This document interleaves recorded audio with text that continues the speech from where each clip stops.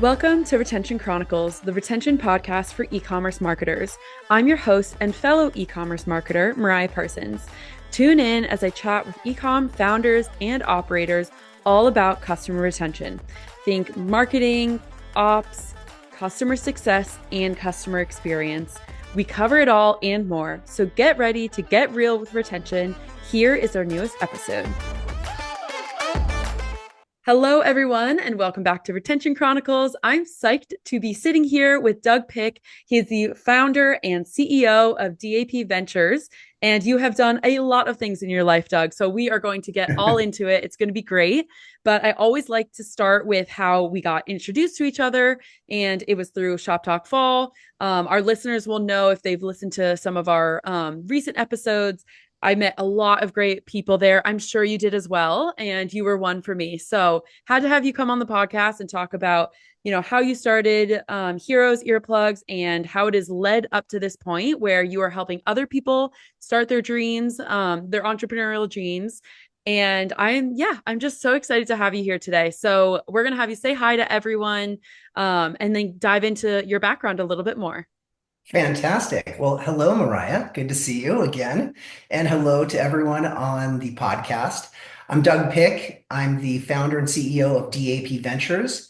And going back over 3 decades, I also am the founder and CEO of the Heroes Earplug Enterprise. That was a company I started when I was 24. I had $15,000 in savings. And I had this crazy dream because I was a disgruntled, unhappy user of retail earplugs that I used for sleeping and concerts and studying, that I could bring a high quality, electrically marketed and promoted brand of retail earplugs. And really, that was about branding a commodity, which is not the easiest thing to do. My ultimate goal at that when I first started was to create the Kleenex or the Coca-Cola of earplugs, so that when people referred to my earplugs, they didn't say, "Oh, we like these earplugs." They would say, "Oh, I love Heroes." And just for everybody that's out there, we spelled Heroes very uniquely, which was HEAR, like I hear you, and then OS. So I took a different and unique take on that. I would also say that we had a lot of success in the founding of the first earplug specifically marketed towards women, which was Sleep Pretty in Pink, that came out in 2005, which also became a national bestseller. So I have a lot of history in that small niche, and ultimately grew the company for 26 years, and sold it to a multi-billion-dollar private equity group a few years ago. Yeah, so much, like I said, that we're going to dive into. And you also have written Stop or Go, which is your book that, and I want to hear you like define it yourself, but after reading it myself, it's like a how-to guide, basically, is like what I would equate it to, right? Of like these steps, run through these and see like does your product or does your idea kind of match, or like can you validate it, right? Like what Mhm. is the what are the essentials for launching a brand, and like have you thought through this positioning or this, how are you going to financially back it, all these different decisions that founders, if they haven't already considered, they should consider, and Yes. all of that fun stuff. So we're going to use this podcast to kind of walk through, I think, some of the highlights of what I know our audience will love to hear, and parallel that with your own story, which is exactly what you do in the book. You kind of give a, like this tip around how to launch a brand. And then this is what my experience was with it, which I think is Yeah. a nice way to give both as you and as an author say like, okay, this is my credential, right? Like I did this thing that I'm talking about. I learned my lessons from it. So you serve that, but then you also give the more, I guess, strategy or the tactical Yeah. to-dos for Mhm. someone to start. So I want to make sure we get that in there, because you have obviously a lot of experience in the brand side, and then also kind of pulling back and thinking about, okay, what did I learn through this crazy roller coaster of 26 years? And, how could it be helpful to someone else? Yeah. Well, I'd say just from a high level, why did I write Stop or Go? Number one, I wrote it for my kids. Really? Okay. I Yes. wrote it for Okay. my Yeah. for Brandon and Ellie. They're 17 and 19. And I wrote it because my father was a doctor, but yet I really knew nothing about what he did, and he has subsequently passed away. So I wanted a document, something that my kids could read in time, that they'd go, wow, that's really cool. And I'll tell you how it's come full circle towards the end if you'd like. But secondarily, I wrote it for Doug Pick in 1992, pre-internet, no experience with CPG, didn't even know what CPG stood for that matter. All I knew was I was a graduate of USC's entrepreneur program. I was unhappy with the earplugs that were available to me, and I really just started to research, but I had no blueprint. So after I've gone through this incredible journey, which people can read about on simply dougpick.com, there's a lot of collateral for people to read about my journey. I was like, wow, I would love to put together the blueprint. And the interesting thing is, Mariah, the book is like, it's not even a book, it's a booklet. Yeah. Yeah. Exactly. Yeah. It's super, super digestible. Yeah. Yeah, it only takes 60 minutes to read, and I'm a slow reader. The audiobook is 87 minutes that I had a lot of fun narrating. And as you said, it takes prospective founders through the steps that if I knew then what I know now, I would take. Hmm. And so it was a lot of fun to actually write the book because it forced me to think about those initial moves and what were the key ingredients that I needed to go through to reach what I call a prudent, an Yeah. emphasis on prudent stop or go decision. Because what I've seen so many times over the years of being in the space, and quite honestly, I'll be honest, because I didn't have the internet when I started to do some of the steps that are now available to anyone who's interested to create a product or really start a business for that matter. The amount of information that's available today is just night and day.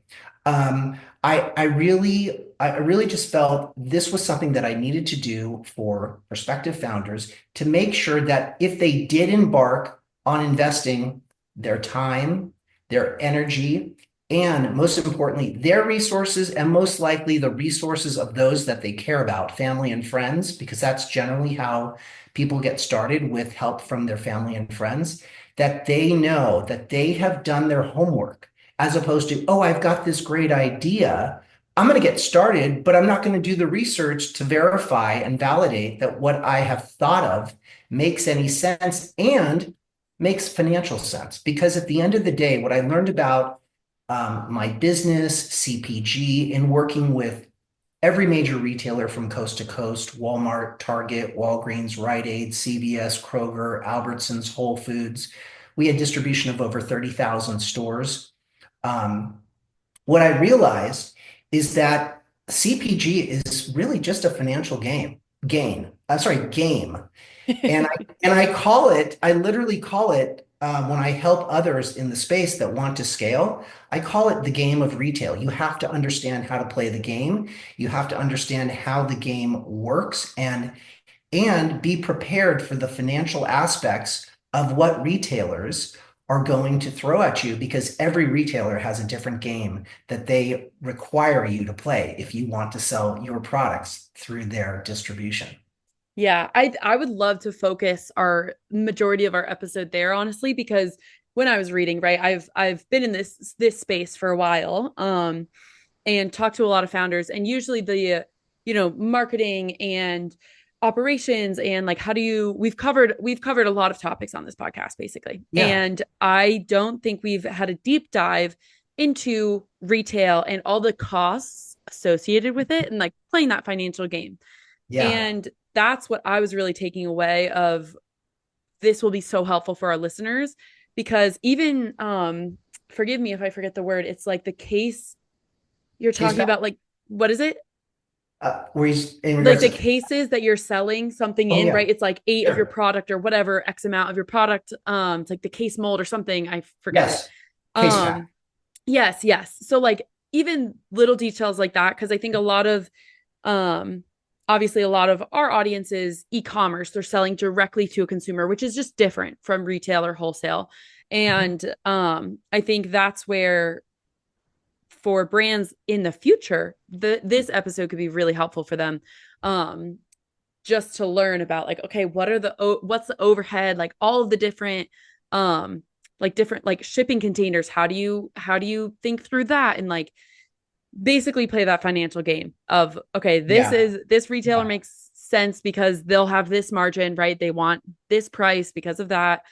Um, so yeah, I know it'll I would love to focus there and but I didn't know that you made it for, in light of thinking about your kids and thinking about, this is what I would impart for them to leave. And I think that's a really cool aspect of Yeah, it. yeah, and what I'll say, and we can get back to the point of the financials, but it's really neat and it's a lot of fun because my dream is to be in business with my children. That's Mm. the greatest gift that I think I could have because I love business and I love my kids and I have nothing but respect for them. And I would love to be partners with them. And part of that is happening right now because my son, who's 17, has his own Amazon business Oh, and wow. he is buying products and he's selling them and he's making profit. And it's so cool that I wrote the book and as his partner, because I told him you're my partner now, and you're also my son,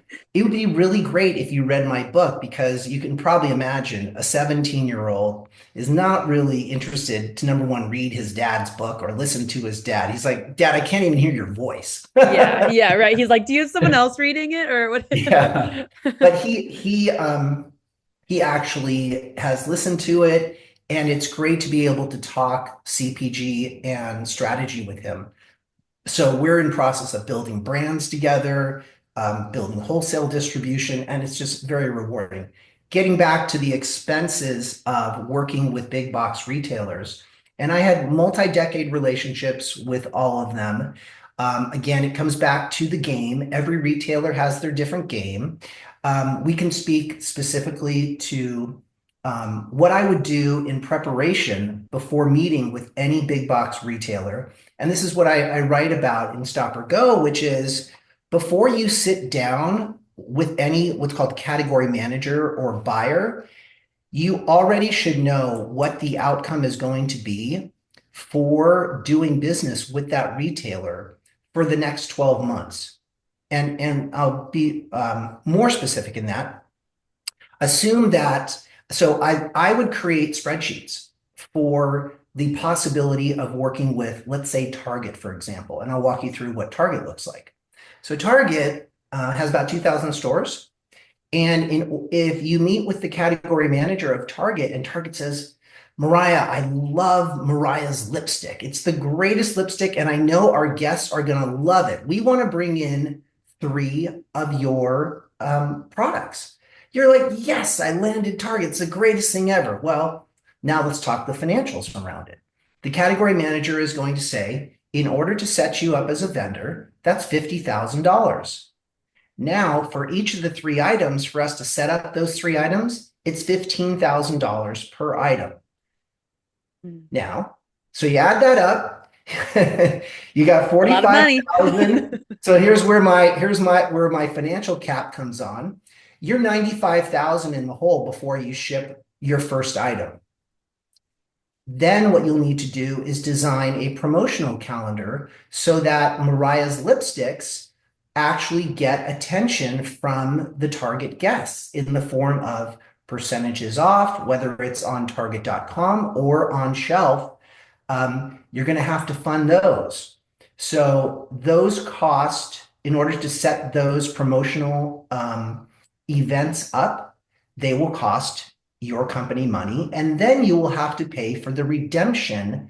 So the aha that many people have when I tell them about the game of retail is they think that when they go to any of their favorite stores and they see $2 off or 50 cents off, they're like, Oh, that's so great. But guess what? The vendor funds that, not the retailer. Yeah. And they fund for the right to be able to promote that. And I talk about a specific example with Walgreens where it would cost us about $25,000 to do a single promotional event in their stores. We did that because number one, we needed to create lift, and lift is an industry term for what percentage up your products are able to generate when they're on promotion. Specifically with Walgreens, when we were on promotion, which would last about a month, our sales would lift 50%. Mm. And that was big because we needed to show to the category manager that our brand was growing and their sales and profits were growing. So 25 grand. The example I use in the book is that we would sell the equivalent amount of what would be about $9,600 in promotional charges. And so my cost as the vendor would be $34,000 per year for one promotional event. But you needed to do that. And then that comes back to the prudent analysis of how much margin do you have in your product, and can you afford to even do any of these activities that I've just outlined? And so whether it's Walgreens or Target or CVS or let's see, all of them Yeah, require all. costs. It really doesn't matter. All of them, there are costs. Some are more or less. And it really just depends on your financial analysis of, does this make sense? And so it's important for a prospective CPG entrepreneur to understand, boy, I've got my product costs, but now I've got my costs of doing business with these retailers. So I would say also from a high level, whether you're selling through Shopify or Amazon or Walmart.com, Target.com, or the big box retailers, there is no friction-free path to creating a success in CPG. It's all going to cost a lot of money. And that's why you really need to do your homework and make sure that you have key points of difference that are going to stand out, because the consumer is wearing four words on their head. Why do I care? Yep. So you have to in an instant explain to that consumer, sometimes without words, sometimes it's by packaging, sometimes it's through packaging and experience and branding and social media. It's very complicated. So there's a lot to it. Yeah. Yeah, it's so interesting. And I want to get your opinion on, obviously there's a huge rise of e-commerce just through, the internet and COVID and all these different macro players, all these macro stimulators. And so obviously when you're looking at the retail relationship years ago, you Yeah. kind of have to go into retail more than you have to go, right? Like you don't really have the e-commerce arm. Um, versus today, a lot of brands are starting e-com and then move into retail. So I'd be Yes, curious exactly. to hear like how you Yeah. kind of the pros and cons of both. Yeah, that's a great question. So because I started my business before the internet existed, as the internet started to percolate, a few things. Number one, we embraced this new medium. And that was, again, for me, what my grandfather taught me is sell the sizzle, not the steak. I liked But reading that, by the way. and on top of that, what I brought to his saying is, but you better make damn sure you have a great steak. Because for me, as a seasoned CPG entrepreneur, I really don't care initially about any of the packaging, social media, any of the sizzle. The product has got to be amazing, because you only get one chance to make a great first impression. Yeah. That's it. And so the product must be great. So when we started, um, our whole focus was big box retail, and we had a lot of distribution with Walgreens and Walmart and CVS. And actually, I would also encourage your listeners and those on this podcast. to visit my website because I put a chart that shows the pathway by which I landed all of the retailers. And I hope they're not surprised to see that my journey took 15 years to create full-blown national distribution. It took 4 years to get Walgreens, 8 years for Walmart, 9 years for Target, 12 years for Rite Aid, 15 years for CVS. So think about that, 15 years of traveling from California to Rhode Island, Woonsocket, Rhode Island, to meet with category managers to hear no, no, no, no, no, no, no, no, no, and then finally yes.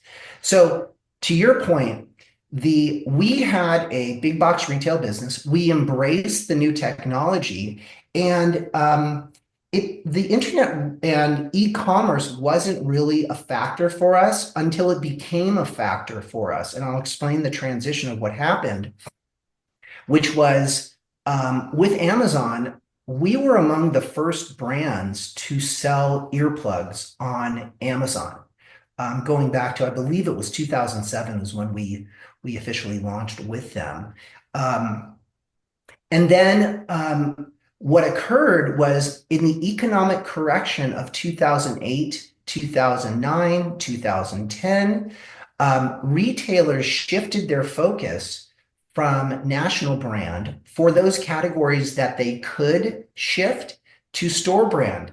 So, Mariah, you've probably seen if you shop at Walgreens or CVS, store brand is extremely important. Why is it important? Because it gives the retailer the opportunity to properly monetize and maximize their relationship with the consumer. And really, what does that mean? That means eliminating national brands, which then equates to additional profit margin because Yeah. now they own the brand, they have the direct relationship with the manufacturers. And oh, by the way, if a certain manufacturer is not performing to their liking, they can sub out the manufacturer for another without changing really the brand, provided that the quality is the same.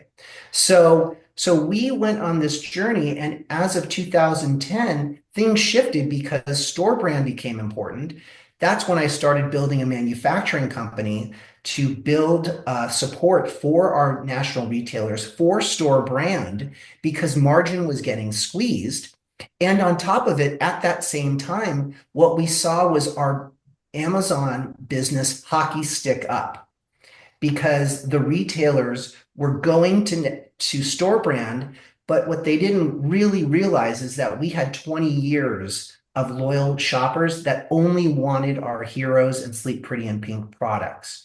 So that led to the growth of our online business. And for a small business like mine, at that time, we had a $2 million business on Amazon that was generating $1 million in profit. So that's really that a 50% to the bottom line was excellent. So a lot of things to unpack on that one. I hope I was able to address what you needed from that. Yes, yeah. It's so interesting to think about how store brand plays into it because you're exactly right that it's like the power of said retailer to be able to say like, okay, my margins, I can, most store brand products are a lower price point than Uh-huh. say Right. your typical brand that exists in any of these spaces, and they're able to say, this is our store, this is our product, so we are able to mark it down a bit, and then people will go sometimes if they're looking to be cost effective with said store brand. And by the way, I will say one in regard to that, there is another strategy that retailers have used with store brand, which is very smart and I respect and I understand, which is they will look at a category of earplugs and they will say, I'm just going to give an example. Our number one seller is a 10 pair of earplugs that under the national brand sells for $4.99, and we're making 50% profit on it. Well, what if we were to replace that national brand, hold that retail of $4.99, but now increase our profit margin to 65%? Because the retailer believes, and it is accurate, that they own the relationship with the shopper. So if there is trust and confidence in the store brand, they sometimes can get away with making higher margins, even though they're not selling national brand. It's really interesting how that Yeah. works. Yeah. And And actually, that was just another example for your podcast listeners to look at is on my website for dougpick.com. There is a free box set which I wrote and narrated. It's called From Zero to Hero.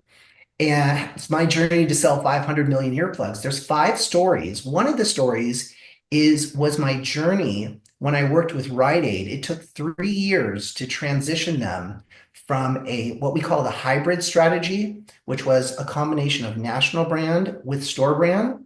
And because we had the manufacturing and we had cost advantages, we were able to take away a large chunk of business from one of our number one competitors because we were able to persuade Rite Aid management that they could make bigger profits without sacrificing quality by moving to a complete store brand strategy. And if you shop at Rite Aid today, you will see the products that I developed for them.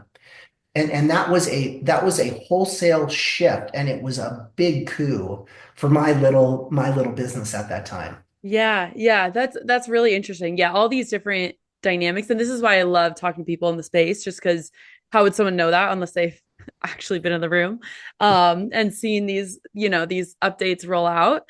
And I think it is so, so interesting because a lot of the times consumers sometimes don't even know why they're picking something up, right? Like sometimes it's just out of habit, or they, someone told them that this is something you need to try, or they saw it on on the shelf, right? Like there's all these different reasons why someone decides to actually purchase Yeah. this set of earplugs versus another set, or right, like there's so many different things, and that's why it's so fascinating to learn about the behind the scenes of what is, say, a retailer doing to kind of set up a consumer to make this choice maybe over another choice. And um by the way, I'll also share one insight to that, which again, this is the game of retail. Part of the negotiation was the exit strategy. So Mariah, you might think, what do you mean exit strategy? Well, if I'm a retailer, and in this case with Rite Aid, at the time they had 3,500 stores, and they've got all this inventory on this national brand, and we're coming in with store brand. Well, they probably could, but in this case, they didn't want to. They didn't want to return the product to the national brand. So what I had to build into my financials was the exit strategy. And what that means is that after the sell down period of saying, okay, this is a final markdown on this national brand, if there was any leftover inventory, my company would have to buy it. mm, yep. So again, So you wonder, like, interesting. what, maybe you wonder, maybe you don't, but that's what happens behind the scenes is every retailer is not going to lose any money on somebody else's product. The vendor that is coming in is going to be responsible for their exit strategy. Now, it just turned out that how things happened, we didn't end up paying anything, but we were prepared to in the financial analysis so that we knew when we would start to break even on the relationship based upon literally with hundreds of thousands of dollars in merchandise that we would have to take back. But it all worked out great. Yeah. I mean, it's great for you. And I know there's definitely brands out there who it hasn't worked out that way, right? Who had to buy back inventory. And I think that is something that it's great for us to kind of lower the like the curtain on, because I think Yeah, a lot of the times consumers would assume, and probably because we're all consumers first over before founders or business people or anything, right?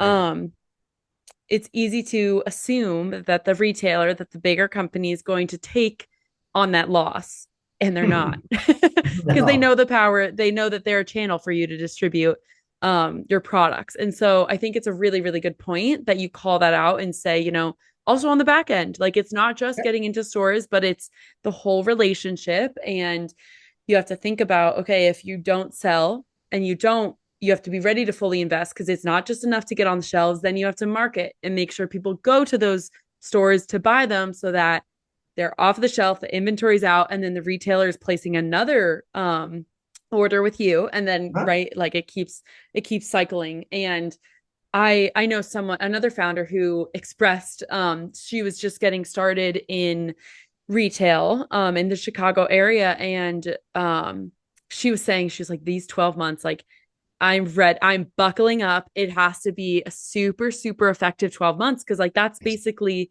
that's the time she has to prove like I am worth it to be in your stores. Yeah, Um, and by the way, the timeline is somewhat subjective, believe it or not. And I'll give you a real world story that happened in my business, which was there was a grocery chain in the Northeast that I had been working on for 12 years. Wonderful retailer. We landed the account, we shipped the first order, we shipped the second order. There was some misunderstanding related to when the product needed to arrive at the retailer's distribution center, and our product landed a day late. The category manager kicked us out of the chain because we were a day late, wow. and Wow. we didn't get back in. So execution, someone once asked me, what's the one thing you have to get right when you're a CPG founder? And it's one word, everything. Yeah. You have to Yep. get everything right all the time, 24 hours a day. As long as you have a good team and you understand what are the expectations for when products or your shipments are expected into their distribution centers, it can go okay. If you are lackadaisical or you have someone that is a weak link of the chain, it will cost you dearly and sometimes the relationship. Yep. Yeah, it's a good thing to highlight. And I think too with you have to juggle everything at once to put that into your financial plan as well, right? Like what kind of safety net are you giving? What kind of cash flow do you have to make sure that the inevitable, because you have to do everything and you have to do it well, but things are gonna things are not gonna pan out the way you anticipate them, right? So it's also on the other side, knowing, okay, yes, I'm going to make sure the people around me and myself execute, but also you're gonna stumble somewhere. And even if it's not even your own fault, right? Like look at what was happening with shipping and like shipmageddon, I think is what people were calling it, right? Where it's just like like such a big haul of products Mhm. just being held up, and that's what happens. And so Yeah. it's like the mitigation of it is an interesting game to play, and that's why I will really encourage listeners to either listen or read to Stop or Go, just to kind of dive into a little bit more of the financial um side of things and like the things that you just don't even know about, because why Yeah, would you I know? mean, I'll mention another dirty little secret relative to retailers that it's really important that CPG founders have on their radar when they get into the space, because it inevitably will come onto their radar, and that is one ugly word, which is called chargeback. Mm, mm-hmm. Chargebacks are, wow, they are one of the reasons that I needed space away from CPG after I sold the company and then worked with the company that bought mine was because chargebacks are like atom bombs being thrown at you. And when it's really important for prospective founders or founders to know that are interested to get into big box retail, that once you ship a product, let's assume I love to ask founders a question. Assume for a moment that you just shipped a truckload to Target. Are you happy? And the answer should be no. The time that you should be happy is when you get payment in full for that shipment, Mm, because there's a lot of things that can happen in between. And in particular, I'll give you one example that occurred with a retailer, which was we had a long-standing relationship, and the way purchase orders are cut as well as paid is through what's called EDI. I don't know if you've heard of EDI before, but that stands for Electronic Data Interchange. Purchase orders are not fax. They're all coming over. Now it's over the internet, and they're also through EDI over the internet through companies like SPS Commerce that help to communicate between the vendors and the retailers. Well, what happened somewhere along the way, our cost didn't change for one particular item. The case cost of this one item I'll provide as the example was $235.20. Well, somewhere between the time that the purchase order was cut for 235.20 and when the payment was made, it just so happened that the decimal point moved one over so that they were now paying at a 90% discount, which was $23.52. Wow. And and the way that this particular retailer had the game set up was their accounts receivable was in another country, in a completely different time zone, where people don't speak great English. Well, that's great for the retailer, but for the vendors that have issues, it makes it extremely difficult. And this went on for months. Mm. So and you can't disrupt the flow of product, otherwise it creates problems. The category manager wasn't taking responsibility. I was simply told, just deal with accounting. I was working through the protocols. It literally took 6 months to work out. And they owed us over $100,000 by the time this was all done. And it was, for my small company, that it was like insane stress. It was like a constant thing I had to monitor. And the only way that I ultimately resolved it was I went to LinkedIn and did a search for the senior vice president of finance, the CFO, and I literally called and left messages for these people. And fortunately, I was able to reach someone that was able to engage and help me solve it. But that was that was a real death punch for a period of time. Yeah. No, that's another great, I like that, dirty little secret of this is what an experience was, and to kind of watch out for it and make sure that all of the papers, all the decimal points, all of the different interactions um are, you know, everyone's doing good on their part and making sure that, there's nothing um that is going on that wasn't agreed upon or is figured out. And it's that if for a small business, I mean, 100,000 in 6 months is a lot, right? Like some people, that's their runway, right? So I think it's a great point. And this is why I appreciate you coming on and being vulnerable and sharing about these points, because I think it could also be easy to um fall into like, oh, I didn't know this, but like, I'm just going to let that be water under the bridge or anything else. But no, like your power is in your experience and your word and sharing with other people. And that's why I really commend people like you who are like, no, this was something I had to learn the hard way and it Yeah. sucked to go through it.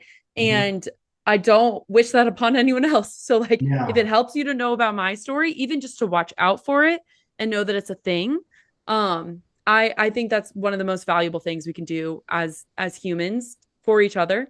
So I really, really appreciate you sharing. And I know we're getting close to wrapping up, which is crazy because I feel like we're just getting started. But I also wanted to ask you about the role of branding when you are thinking about retail versus e-commerce. Yeah. And I bring this up because I agree. A quality product is going to be the most essential thing for someone to, you know, come back and shop with your brand again and really enjoy the first interaction. And I see this with the software company that I work with, Malomo, right? Like we're all about that first impression for the customer experience and order Mhm. tracking, right? Like these things make a difference. And I would love to hear your opinion on how is branding different when you're in retail? Obviously, a lot of people are trying to stand out on shelves, um, and it's trying to convey, their mission in as little as possible words, right? Yeah. Because you have a couple of seconds to grab that attention. Um, And so I would love to kind of hear like, how do you think about the differences with branding, or are there not, do you not think there are strong enough Mhm. differences? Like all of that would be really interesting. Sure, sure. Well, I'll take you back to a memory that I had when I first started investigating heroes. I had zero CPG experience. I was coming from the music business. I worked at A&M Records when I first got out of college. And so I dive into this research project called Heroes. I don't know anything about packaging, branding, market. I had very little money on top of it. So literally what I did, Mariah, and I can still see myself doing this, I went to a local Los Angeles-based drugstore called Thrifty Drug. They're very prevalent in Los Angeles. And I sat on the floor of the retailer staring at packages of Colgate toothpaste, Crest, Band-Aid, Budweiser beer, Coca-Cola. I'm trying to think like what do these big brands, what do they do and how do they do it? And that just started this kind of I became a student of packaging. And I love packaging. All the packages that anyone might see or any of the product concepts or any of the products on heroes.com, they came from between my two ears. The branding came from between my two ears. And a lot of that was just going to retailers and walking the aisles and putting myself in the space of a consumer. And that is, you're not really thinking a lot of the times when you're shopping, but what stops you in your tracks? So, in regards to branding, if someone is looking at, and I'm doing this right now for a few different categories, one is in the wound care Band-Aid category. I'll give you an example. What are the colors? What are the formats by which the packaging is presented to the consumer? Well, whatever the current guys are doing, I'm going to do something different because I need to stand out. So when you're on shelf, you must, like you said, a couple of seconds to get someone's attention. No, it is a millisecond. It is a literal glance of the out of the corner of your eye. What stops you? And that's how I designed the Heroes packages and Sleep Pretty in Pink. It was all like, how do we do something to stop that consumer to compel Mariah to go pick it up off the shelf and say, what is this? Because if I can prompt Mariah to pick the package up off the shelf, I feel like I'm 50% of the way there to the sale. Mm-hmm. Because for her to actually put it back when she's already intrigued, and as long as the price and everything makes sense and she has that need, it's probably going to end up in her basket. Yeah. So from the retail standpoint, that's the vantage that I always took, and I worked in my history of packaging. I've only worked with three different package designers because package design for those that have designed packages, it's very much like dancing chemistry, a dancing partner. If you were my partner, Mariah, on the dance floor, you would be able to anticipate when my right foot is going to move forward, so your left foot can move back. And package designers are very much like that as well. They get in the head of who their client is, and they can anticipate the moves. And sometimes I design packages with those three individuals where they came up with something just based upon a white piece of paper, elementary school drawing that I came up with because I can't draw a straight line to save my life. And they would deliver beautiful 3Ds of brands and packages. And I'm like, that's what I'm looking for. So that's for specific for retail. If we're talking e-commerce, my sense is it is a completely different thing. And the beauty of e-commerce is that if someone arrives at your site, and I'll use Mariah's lipsticks, I don't know, I hope you're going to get into that space. Yeah. Now after this, I feel like I have to. I'll help you. Yeah, there we go. If you get, so when you're designing that, you have the time to create video, testimonials with others that are using the product. interesting packaging, although packaging in some regards, in a fashion brand like lipstick, you need to do something special. But packaging sometimes with e-commerce products isn't as important. But I would default to you always need to be prepared for going to big box. So you might as well put the investment in advance and do it right because when consumers get the product, what's their experience like when it comes? And that includes the shipping box. Yep. Like if what would appeal to Mariah Lipstick's customers more? A brown corrugated box with an ugly USPS label or a pink, purple, and yellow box that's got Mariah's lipsticks on all corners and all sides of the boxes. It's all about having that first experience. So I think with e-commerce, it's very complicated. It has to be very thought through with, and by the way, I also agree with you that the first way to go is you want to find product market fit with your product. You would be insane, even if you had the opportunity to go into full scale national distribution on any product with a Target or a CVS, because unless you have a crystal ball, you don't know what you don't know. And you've got to have product market fit. You've got to know that you've got shoppers that will perhaps buy your product at these retailer doors and or that your brand is resonating with the shopper so that if you take that risk and you go into 8,000 Walgreens doors that you have a high likelihood of that sell through because if not you're going to eat it. Yeah. And two, I think like retailers nowadays, I would think they aren't even going to look at you unless you have some type of presence. Right? Like, or you really are that new of a category where they're like, oh yeah, like we know our customers will love this because it's innovative, right? But um yeah, I think there's a long-term game there for sure of how do you Yeah. prove in a channel that you can control yourself as a startup founder like e-commerce, um be part of the branding and packaging and all that fun stuff, and then ultimately scale to the point of working with retailers and And um by the way, as part of the stop or go philosophy in the spirit of prudence, there are some of your listeners that may have scaling DTC, Amazon brands that could do the calculus of, well, we've got this, we're doing $10 million in sales. We're dropping 2.5 million to the bottom line. What's the risk assessment of the fact that Target came to us and said, we want to do business with you?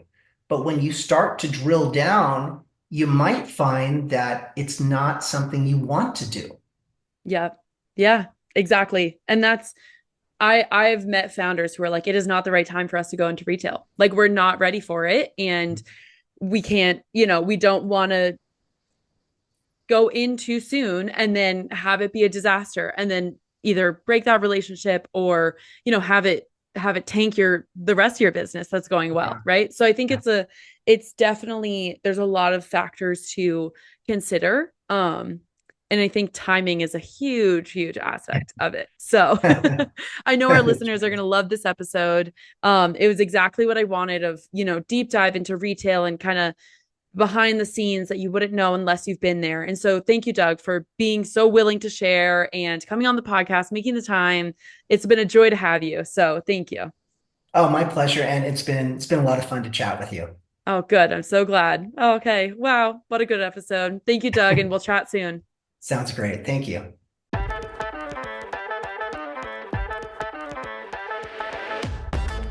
Hello, everyone. It's Mariah again. I am just popping in to say thank you for listening to today's episode. And I am so grateful that I have been able to be on this journey for the past couple of years with this podcast. It's been phenomenal to grow and see our community of thousands of listeners, see what you guys are up to, what you're learning, what you want to hear about next. So if you haven't already, please like and subscribe to the show so we can continue doing this. Leave us a review, let us know your thoughts. Follow us on our new social media channels and check out our newly launched website. If you or someone you know would be a great guest for the show, please do not be shy. Fill out the form that we have on there because those are some of my favorite interviews. And I will make sure that our new website is linked in the bio. It's retentionchroniclespodcast.com. And as always, let's give a warm shout out to our day one sponsor, Malomo. As you already know, Malomo is an order tracking platform that enables Shopify brands to take control of their transactional email and SMS through branded order tracking. What does that mean? That means you ditch those boring carrier tracking pages, the all white pages that have nothing on them but a tracking number and an update on the date of your estimated arrival, and swap those with pages that actually match your brand and can help you convert on some of your goals. Customers like you and I obsessively check that tracking page when we're looking for our order at our doorstep, an average of 4.6 times, if you can believe it. Yes. Customers are going to that page 4.6 times. So don't waste out on all that customer engagement and instead send them to a page that converts in the way that you want it to. I am talking dealing with shipping issues, having cross sells and upsells, having your social media on there, your loyalty programs, anything that you can imagine. So if you want to learn more about how to do that, go to gomalomo.com. That's GOMALOMO.com. And if you didn't get that, don't worry. That website link for our sponsor, as well as our podcast website, are linked in our episode description. So with that, I will sign off and see you all next time.